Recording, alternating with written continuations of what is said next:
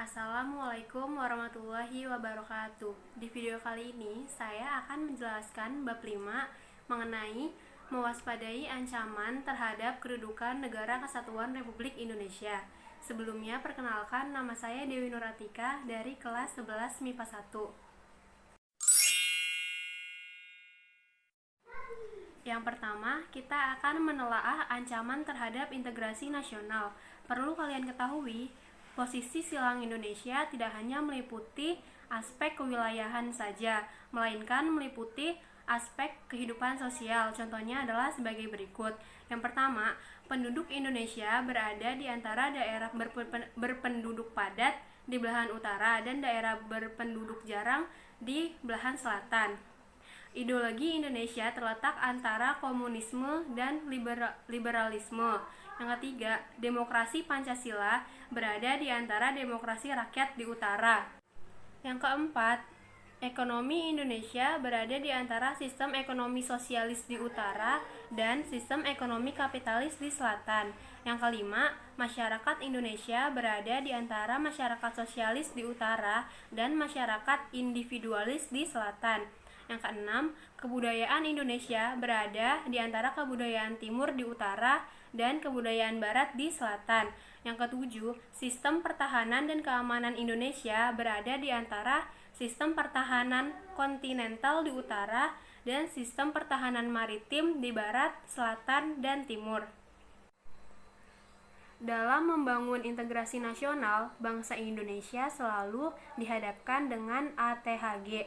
ATHG adalah kepanjangan dari ancaman, tantangan, hambatan, serta gangguan. Yang pertama, ancaman. Ancaman merupakan suatu hal atau usaha yang bersifat mengubah atau merombak kebijaksanaan yang dilakukan secara konsepsional, kriminal, serta politik. Yang kedua itu tantangan.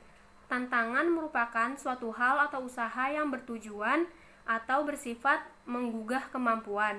Yang ketiga itu hambatan. Hambatan merupakan suatu hal atau usaha berasal dari diri sendiri yang bertujuan melemahkan atau menghalangi secara tidak konsepsional. Yang keempat itu gangguan.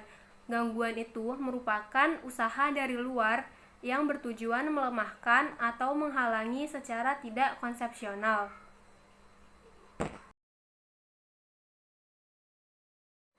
Sekarang saya akan menjelaskan berbagai macam ancaman yang dihadapi oleh bangsa Indonesia. Yang pertama, ancaman di bidang ideologi. Ideologi merupakan suatu hal yang sangat penting dan harus dimiliki oleh bangsa Indonesia. Pentingnya ideologi bagi suatu negara juga terlihat dari fungsi ideologi itu sendiri. Fungsi ideologi ialah membentuk identitas atau ciri kelompok atau bangsa. Ideologi memiliki kecenderungan untuk memisahkan kita dari mereka. Ideologi merupakan acuan bagi suatu negara dalam menjalankan pemerintahannya. Hal ini bisa saja terancam karena banyaknya paham-paham yang berusaha untuk masuk ke Indonesia. Ancaman ini dapat berasal dari luar negeri, misalnya masuknya paham komunisme dan paham liberalisme. Hal itu harus diwaspadai karena dapat mengganti ideologi suatu negara tersebut. Yang kedua, ancaman di bidang politik. Ancaman di bidang politik dapat bersumber dari dalam maupun dari luar negeri. Ancaman yang berasal dari luar negeri di bidang politik yaitu dilakukan oleh suatu negara dengan melakukan tekanan politik terhadap Indonesia. Contohnya itu intimidasi, provokasi, atau blokade politik. Hal itu merupakan bentuk ancaman non-militer berdimensi politik yang seringkali digunakan oleh pihak-pihak lain untuk menekan negara lain. Ancaman dari dalam negeri dapat berupa pengerahan massa untuk menumbangkan kekuatan politik dan untuk melemahkan kekuasaan pemerintah. Lalu ada juga ancaman yang bernama separatisme. Separatisme yaitu ancaman dari suatu daerah yang ada di NKRI yang ingin memisahkan diri dari NKRI dan menjadi negara yang berdaulat sendiri. Yang ketiga, ancaman di bidang ekonomi. Globalisasi perekonomian merupakan suatu proses kegiatan ekonomi dan perdagangan di mana negara-negara di seluruh dunia menjadi satu kekuatan pasar yang semakin terintegrasi dengan tanpa rintangan batas teritorial negara. Namun, terdapat pengaruh buruk dari globalisasi di bidang ekonomi tersebut, yaitu barang-barang lokal menjadi kalah saing. Yang kedua itu perekonomian negara Indonesia akan dikuasai oleh negara asing. Yang ketiga, timbulnya kesenjangan sosial yang tajam sebagai akibat dari adanya persaingan bebas. Yang keempat, sektor-sektor perekonomian rakyat yang diberi subsidi semakin berkurang. Yang kelima, memperburuk prospek pertumbuhan ekonomi jangka panjang. Sekarang saya akan memberitahu apa itu ekonomi kerakyatan. Ekonomi kerakyatan adalah sistem perekonomian yang dibangun dari kekuatan masyarakat. Ekonomi ini memberi kesempatan kepada rakyat untuk bisa berpartisipasi dalam perekonomian hingga perekonomian tersebut dapat terlaksana dengan baik. Ekonomi kerakyatan itu sangat menghindari sistem free fight liberalism yang hanya menguntungkan pelaku ekonomi liberal dan sistem etatisme, dalam arti negara beserta aparatur negara bersifat dominan dan mematikan potensi dan daya kreasi unit-unit ekonomi di luar sektor negara, dan pemusatan kekuatan ekonomi pada suatu kelompok dalam bentuk monopoli yang merugikan masyarakat dan bertentangan dengan cita-cita keadilan sosial. Yang keempat, ancaman di bidang sosial dan budaya. Ancaman di bidang sosial dan budaya dapat dibagi menjadi dua, yaitu ancaman dari dalam negeri dan ancaman dari luar negeri. Ancaman dari dalam negeri seperti separatisme, terorisme, kekerasan, dan bencana akibat perbuatan manusia. Ancaman seperti ini biasanya didasari oleh isu-isu tentang kemiskinan, kebodohan, ketidakadilan, dan keterbelakangan. Ancaman dari luar negeri biasanya disebabkan oleh pengaruh negatif dari globalisasi. Contohnya itu munculnya gaya hidup konsumtif, munculnya sifat hedonisme, yaitu kenikmatan pribadi dianggap sebagai suatu nilai hidup tertinggi. Adanya sikap individualisme, munculnya gejala westernisasi. Westernisasi yaitu gaya hidup yang berorientasi kepada budaya barat tanpa diseleksi terlebih dahulu. Kemudian semakin memudarnya kerjasama gotong royong, solidaritas, dan kesetiakawanan sosial, dan semakin lunturnya nilai-nilai keagamaan dalam kehidupan bermasyarakat. Yang kelima, ancaman di bidang pertahanan dan keamanan. Wujud ancaman di bidang pertahanan dan keamanan pada umumnya berupa ancaman militer.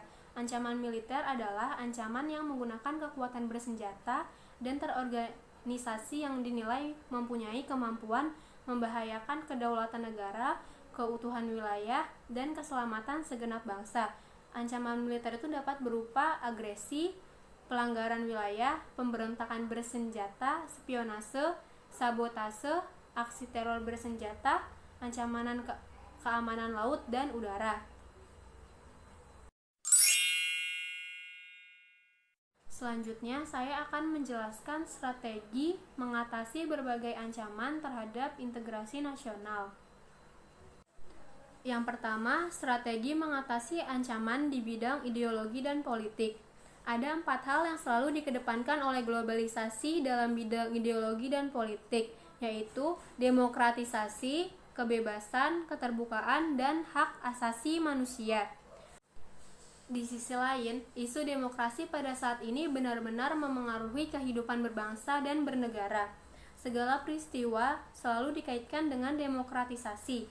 Akan tetapi, demokrasi yang diusung adalah demokrasi yang dikehendaki oleh negara-negara adidaya yang digunakan untuk menekan bahkan menyerang negara-negara berkembang yang bukan sekutunya. Berkaitan dengan hal tersebut, Indonesia sebagai negara yang menganut paham demokrasi Pancasila harus mampu menumbuhkan pemerintahan yang kuat, mandiri, dan tahan uji, serta mampu mengelola konflik kepentingan. Konflik kepentingan dapat menghancurkan persatuan dan kesatuan bangsa Indonesia. Bangsa Indonesia harus menunjukkan eksistensinya sebagai negara yang kuat dan mandiri. Untuk mencapai hal tersebut, bangsa Indonesia harus segera mewujudkan hal-hal sebagai berikut, yaitu yang pertama mengembangkan demokrasi politik. Yang kedua, mengaktifkan masyarakat sipil dalam area politik. Yang ketiga, mengadakan reformasi lembaga-lembaga politik agar menjalani fungsi dan perannya secara baik dan benar. Kemudian, memperkuat kepercayaan rakyat dengan cara menegakkan pemerintahan yang bersih dan berwibawa, dan menegakkan supremasi hukum, serta memperkuat posisi Indonesia dalam kancah politik internasional. Yang kedua, strategi mengatasi ancaman di bidang ekonomi. Sistem ekonomi kerakyatan merupakan senjata ampuh untuk melumpuhkan ancaman di bidang ekonomi dan memperkuat kemandirian bangsa kita dalam semua hal. Untuk mewujudkan hal tersebut, kiranya perlu segera diwujudkan hal-hal di bawah ini, yaitu sistem ekonomi dikembangkan untuk memperkuat produksi domestik bagi pasar dalam negeri sehingga dapat memperkuat perekonomian rakyat. Yang kedua, pertanian dijadikan prioritas utama karena mayoritas penduduk Indonesia bermata pencaharian sebagai petani. Industri-industri haruslah menggunakan bahan baku dari dalam negeri sehingga tidak tergantung pada impor dari luar negeri. Yang ketiga, perekonomian berorientasi pada kesejahteraan rakyat. Artinya, segala sesuatu yang menguasai hajat hidup orang banyak harus terjangkau oleh daya beli masyarakat. Yang keempat, tidak tergantung pada badan-badan multilateral seperti IMF, Bank Dunia, dan WTO. Dan yang terakhir, mempererat kerjasama dengan sesama negara berkembang untuk bersama-sama menghadapi kepentingan negara-negara maju. Yang ketiga, strategi mengatasi ancaman di bidang sosial budaya.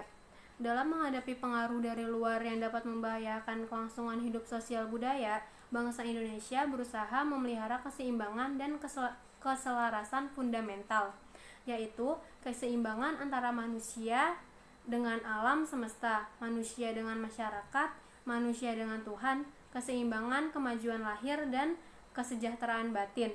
Kesadaran akan perlunya keseimbangan dan keserasian melahirkan toleransi yang tinggi, sehingga dapat menjadi bangsa yang berbineka dan bertekad untuk selalu hidup bersatu. Yang keempat, strategi mengatasi ancaman di bidang pertahanan dan keamanan. Ancaman militer akan sangat berbahaya apabila tidak diatasi. Oleh karena itu, harus diterapkan strategi yang tepat untuk mengatasinya, yaitu yang pertama, tiap-tiap warga negara berhak dan wajib ikut serta dalam usaha pertahanan dan keamanan negara. Yang kedua, usaha pertahanan dan keamanan negara dilaksanakan melalui sistem pertahanan dan keamanan rakyat semesta oleh Tentara Nasional Indonesia dan Kepolisian Negara Republik Indonesia. Tentara Nasional Indonesia terdiri atas Angkatan Darat, Angkatan Laut, dan Angkatan Udara. Kepolisian Negara Republik Indonesia sebagai alat negara yang menjaga keamanan dan ketertiban masyarakat, bertugas melindungi, mengayomi, melayani masyarakat, serta menegakkan hukum. Yang kelima, susunan dan kedudukan Tentara Nasional Indonesia, Kepolisian Negara Republik Indonesia, hubungan kewenangan Tentara Nasional Indonesia dan Kepolisian Negara Republik Indonesia di dalam menjalankan tugasnya. Syarat-syarat keikutsertaan warga negara dalam usaha pertahanan dan keamanan negara, serta hal-hal yang terkait dengan pertahanan dan keamanan diatur oleh undang-undang. Sistem pertahanan dan keamanan yang bersifat semesta merupakan pilihan yang paling tepat untuk menjaga pertahanan Indonesia. Sistem pertahanan dan keamanan negara yang bersifat semesta bersirikan sebagai berikut. Yang pertama, kerakyatan, yaitu orientasi pertahanan dan keamanan negara diabdikan oleh dan untuk kepentingan seluruh rakyat. Yang kedua, kesemestaan, yaitu seluruh sumber daya nasional didayagunakan bagi upaya pertahanan. Dan yang ketiga, kewilayahan, yaitu gelar kekuatan pertahanan dilaksanakan secara menyebar di seluruh wilayah Negara Kesatuan Republik Indonesia sesuai dengan kondisi geografis sebagai negara kepulauan. Komponen sistem pertahanan dan keamanan rakyat semesta terdiri atas yang pertama TNI, yaitu sebagai kekuatan utama sistem pertahanan. Yang kedua Polri, yaitu sebagai kekuatan utama sistem keamanan. Dan yang ketiga rakyat sebagai kekuatan pendukung. Cukup sekian yang dapat saya sampaikan, kurang lebihnya mohon maaf dan semoga bermanfaat. Wassalamualaikum warahmatullahi wabarakatuh.